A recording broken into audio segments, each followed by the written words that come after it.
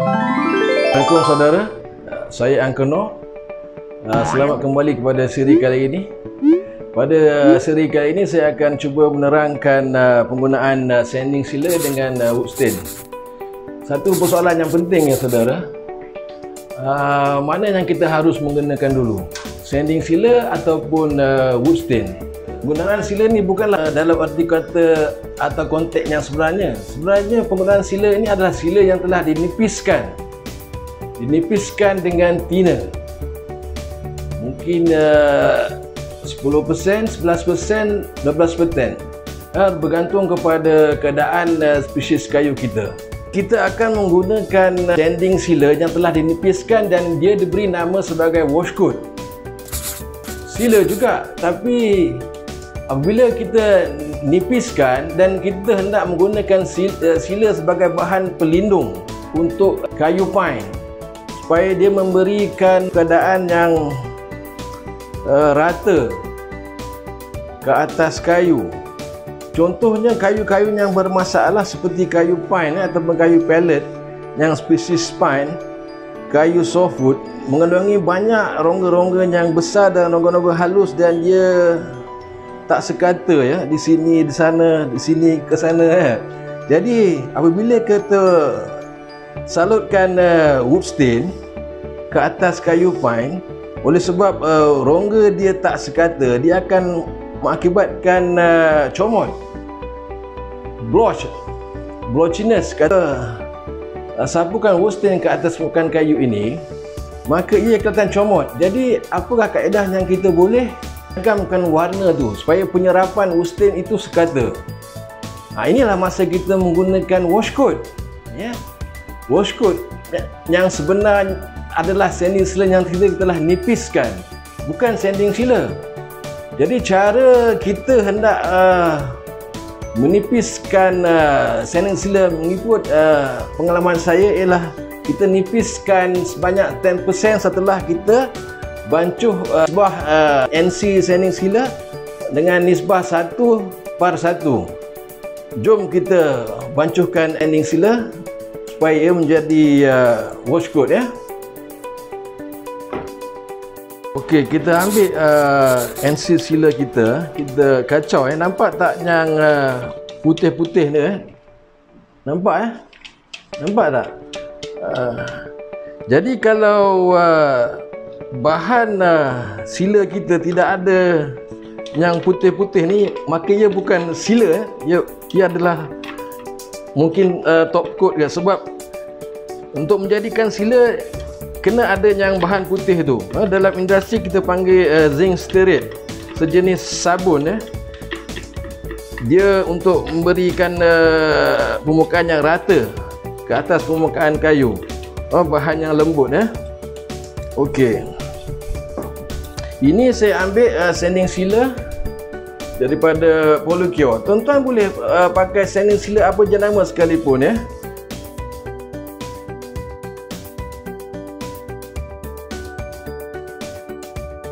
Jadi sanding sealer ni dia ada grade ya, berbeza-beza ya. Sebab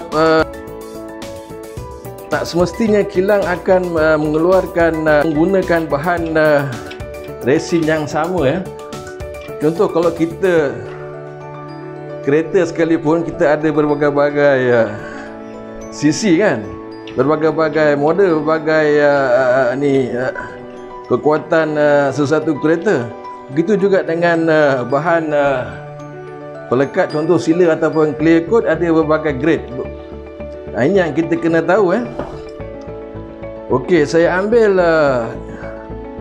sanding sealer dulu. Kita preparekan sanding sealer seperti biasa ya. Kita menggunakan nisbah 1/1 ya. Saya hanya akan membuat sebanyak 100 ml oleh sebab sampel kayu kita kecil ya. Jadi saya akan buat 100 ml. Jadi saya akan mengambil 50 ml sanding sealer.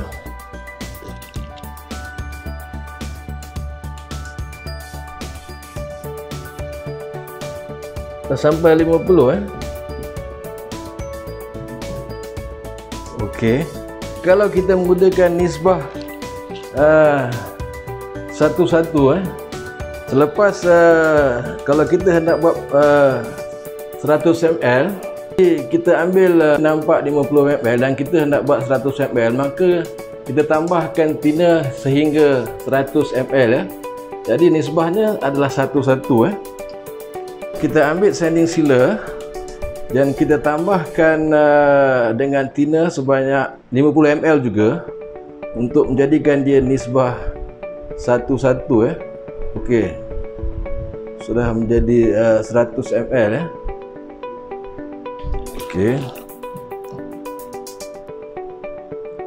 kacau dia. Ini kebiasaan nisbah untuk NC sanding sealer satu-satu. Kita boleh juga taruh 1/1.5 bergantung kepada keadaan sealer kita. Mungkin apabila kita beli di kedai hardware, mungkin ada stok lama, dia agak pekat sedikit. Jadi kita boleh tambahkan thinner sedikit, tidak menjadi masalah sebab NC ini adalah dia single pack dan thinner hanya adalah bahan pelarut. Fungsi dia adalah untuk menipiskan sealer.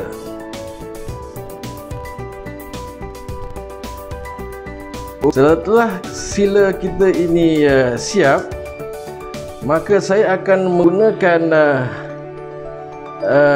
bahan yang telah siap. Saya ambil ini 10%. Saya biasa membuat washcoat 10% sealer. Jadi saya ambil 10 ml daripada sealer yang telah dicampur dengan thinner. Saya ambil sebanyak 10 ml.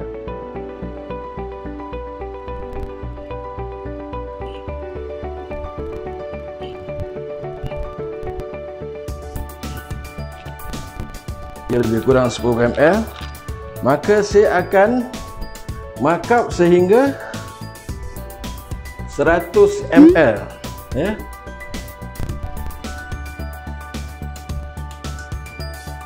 Okey, 100 ml.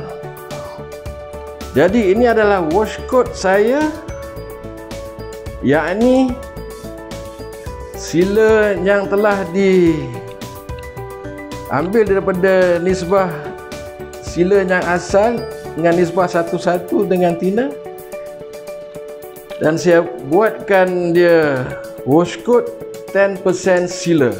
Jadi kita akan membuat uji kaji bagaimanakah penggunaan wood stain sebelum dan selepas washcoat. Sebelum atau selepas.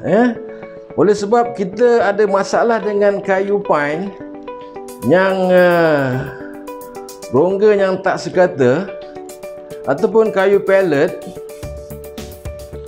maka kita akan menyelesaikan masalah kita dengan washcoat. Maka saya akan ambil bahagian sini sebagai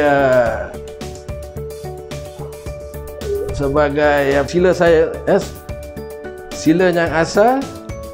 Saya taruh tanda dan ini washcoat. Saya taruh dua. Dan ini adalah bare wood, tidak ada apa-apa. Dan kita cuba sapukan wood stain ke atas kayu pine wood kita. Kali ini saya akan mengambilkan warna natural walnut, iaitu gel stain walnut, natural walnut. Jadi kita akan sapu dulu yang sealer biasa yang telah dilarutkan dengan nisbah satu-satu, dan kita sapu ke atas permukaan kayu kita. Oleh sebab ini adalah panel, maka saya hanya menggunakan foam brush.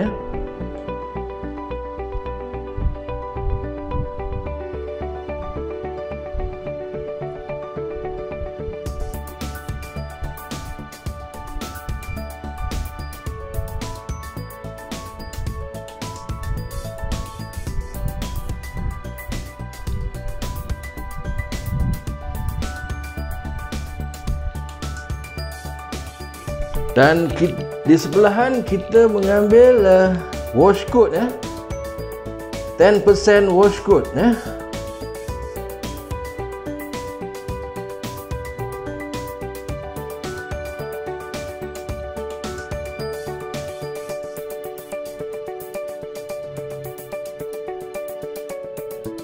Okey, kita biarkan dia kering selama 20 hingga 30 minit.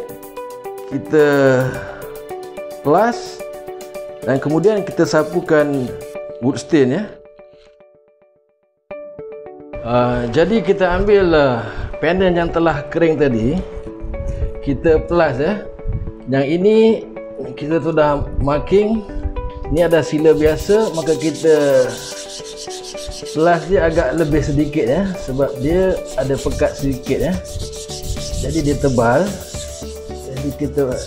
Jadi sila kalau kita gosok dia mesti mengeluarkan debu Kalau debu sudah keluar bermakna ia sudah kering dan adalah masa untuk kita buat proses pemelasan.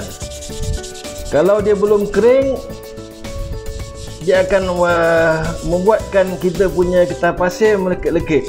Itu tanda belum kering Jadi kalau debu sudah keluar, maknanya sila sudah kering dan kita bolehlah buat proses pemelasan Okey, ni bahan yang putih-putih tu, inilah zinc stearate Okey, jadi oleh sebab ini bahagian kedua ini adalah wash coat dan satu sila yang nipis, maka kita hanya perlukan buat light sanding Kalau kita kuat, maka sila semua keluar daripada rongga-rongga Jadi kita hanya sekadar buang yang tajam saja light sanding.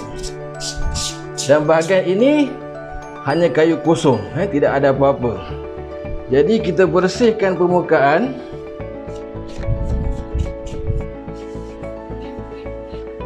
dan kita sapu wood stain sampel kali ini saya akan menggunakan gel stain walnut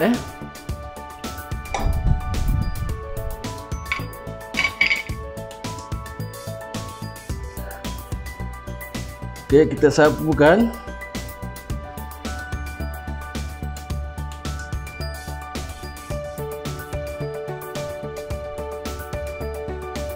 Kita sagu ketiga-tiga sampel Sila 2% sila, yang ni wash coat dan ini tanpa wash coat dan kita sapu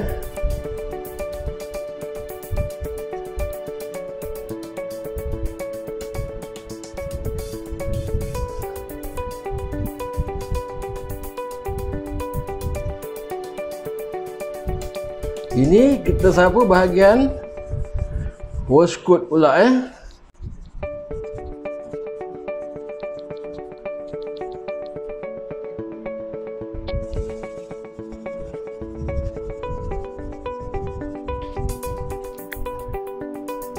Ini adalah tanpa ada apa-apa.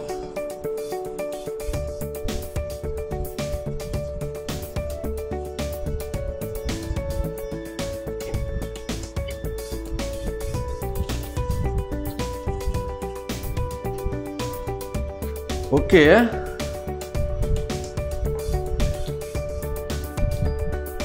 Tengok sampel mungkin tidak begitu cantik Jika dilihat di sini, maka cara memelas saya tidak sekata. Jadi ia ada comot sedikit Sini ada sila yang sebenar.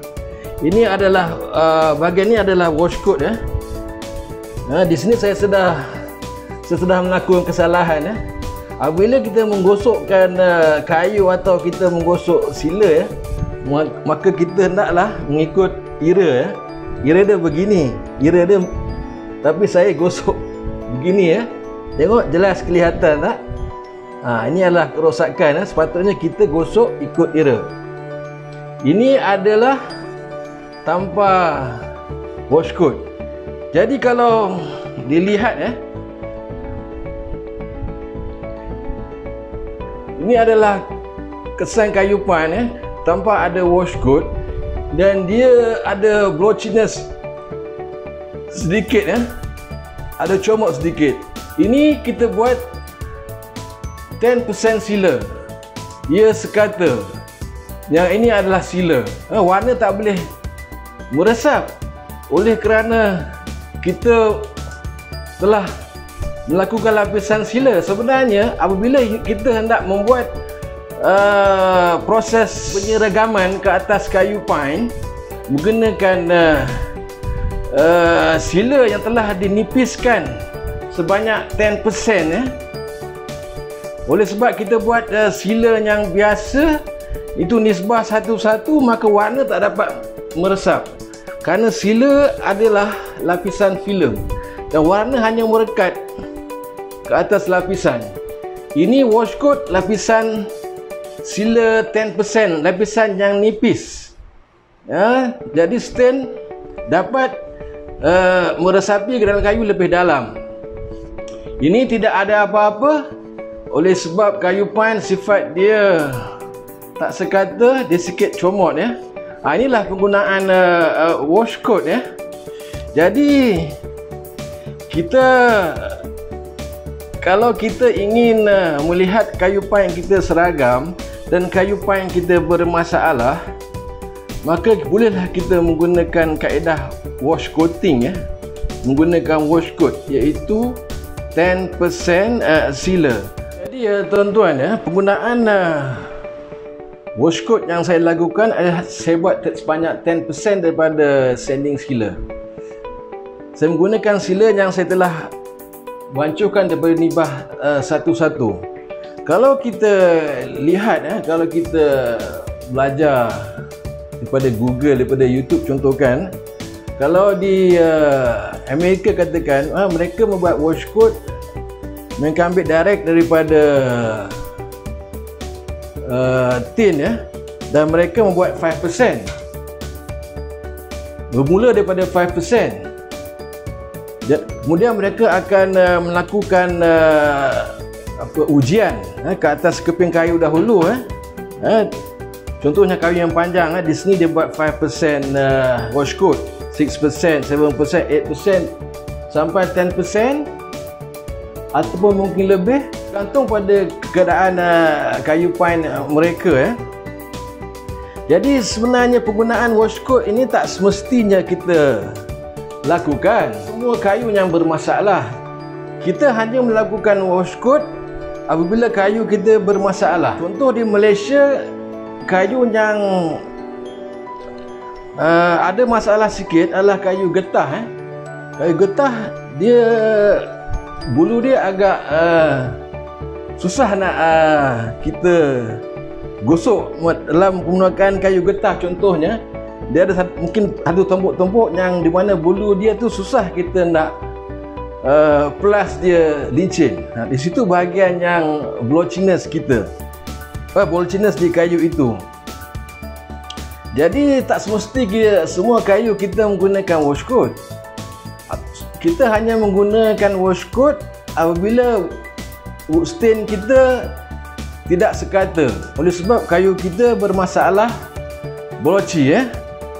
Jadi kalau kita melakukan wash coat, maka proses kita telah bertambah Kalau kayu kita cantik, tak perlu kita taruh wash coat. Kalau kita buat projek sendiri, tidak mengapa. Tapi kalau kita membuat untuk jualan ya, apabila kita menggunakan warna, kita hendaklah mendapatkan warna tu macam orang kata sekali jarung Tak payah kita nak dapatkan warna, contohnya warna warnat dia banyak kali step nak dapatkan warna yang kita hajati ya. Cukup dengan satu step kita sapu dapat warna warnat ya. Jadi kita tengok keadaan apabila kita melakukan proses wash coating. Jadi 10% itu tidak semestinya. Bagi saya kita perlu melakukan ujian ke atas kayu ia mungkin 8%, 9%, 10% atau mungkin juga 12% ya. Jadi hakikat yang sebenarnya kita mesti menipiskan sila untuk membuat washcoat, sebab fungsi washcoat adalah untuk menjeragamkan permukaan kayu yang bermasalah, dan ia hanyalah sekadar lapisan yang nipis. Jadi walaupun ianya asal daripada sila, tapi fungsi ia adalah berbeza. Contohnya kalau kita menggunakan teh, nak buat teh kalau kita hendak buat TO nipis, maka kita mestilah menipiskan teh tu. Kalau kita hendak membuat teh tarik, kita mestilah menggunakan teh kau. Jadi kita menggunakan benda yang sama tapi fungsi yang berbeza. Jadi washcoat ni adalah sebenarnya 10% sila ataupun lebih ataupun kurang, bergantung pada permukaan kayu pine kita.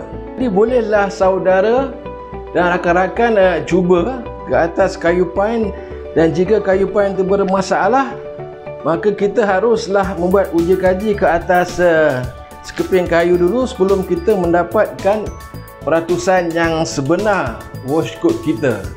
Selamat mencuba rakan-rakan. Peringkat awal tadi saya dah memberitahu, bila kita melakukan washcoat dahulu, kemudian kita taruh wood stain, maka selepas wood stain tak perlulah kita taruh washcoat, kita taruhlah lapisan yang biasa kita lakukan, iaitu sila yang nisbah 1:1, dan seterusnya kita melakukan proses top coat. Jadi kalau washcoat tu hanya ada sekali saja, itu sebelum wood stain. Selepas wood stain, kita boleh terus dengan proses yang biasa kita lakukan, iaitu kita taruh sila. Lepas sila kering, kita plus dan kita taruhlah clear gloss ke clear matte ke, mengikut cita rasa kita.